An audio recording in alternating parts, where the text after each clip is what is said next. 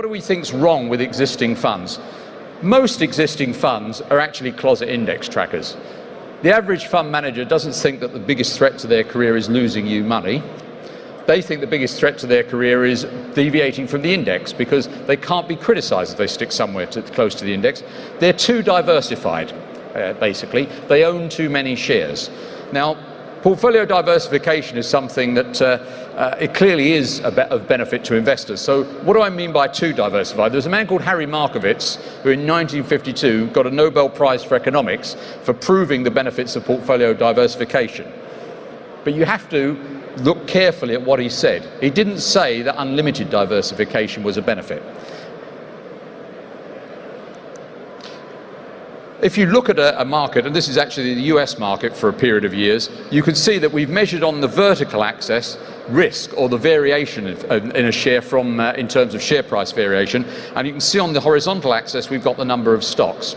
And you can see from that you can't get very much below about a 27% deviation, no matter how many shares you own. If you own the entire market, that's about the amount of deviation that you had during the period that we're looking at in terms of the variability of the price. That's if you own the entire market. But look at 20 stocks. You get almost all of the benefit at 20 stocks. That's why we own a 20-stock portfolio, because the problem is if you own the entire market, there aren't thousands of good companies out there, and we only want to own good companies. If you are too diversified, you will own a lot of things that you simply don't want to own as investments, and if you own more than about 20 stocks, you will own more than is necessary to get the benefits of diversification. The other thing people do is they trade too much. The average mutual fund manager in the UK turns over 80% of your portfolio every year. That means two things. One, they must think they've got new ideas for about 80% of the portfolio, which would surprise me because I don't have that many good ideas in a year. The other thing is, of course, it incurs a cost. As well as the fund management charges you're paying, you more than double the cost of running your fund from the trading which they do. They trade too much. And the final thing I would say is performance fees. If you're invested in any form of hedge fund or alternative investment strategy, you may well be paying performance fees. You may be paying the typical 2 and 20 performance fee, 2% of assets and 20% of any gains. What will that do to the gains on your portfolio? The example I've worked out is if you'd invested with Warren Buffett in June 1965, when he took control of Berkshire Hathaway, if you'd put $1,000 into Berkshire Hathaway shares then, and you'd held them for the intervening period, you would have had 45 years of over 20% per annum compounding.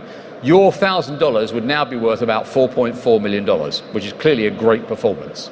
Now, Warren Buffett does the same thing as I do. He basically invests in the same piece of paper as you. He owns Berkshire Hathaway shares, you own Berkshire Hathaway shares. He doesn't charge any fund management fees. But let's imagine that he charged performance fees, just like a hedge fund, that he charged 2% of assets and 20% of any gains. Of that 4.4 million that you would have made, how much would be yours and how much would have accrued to him as the manager? Now, your job this morning is to guess, because what I've done on this slide is I've split out the 4.4 million between the amount that the investor would have kept and the amount that the manager would have got on that 2 and 20. And you've got to guess which line is which, the red line or the grey line, who's who?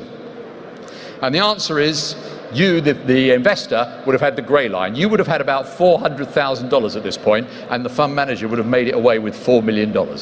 You should never pay performance fees. Even if Warren Buffett is your fund manager, you shouldn't pay performance fees. And by the way, Warren Buffett by and large isn't your fund manager. Most people are going to underperform him.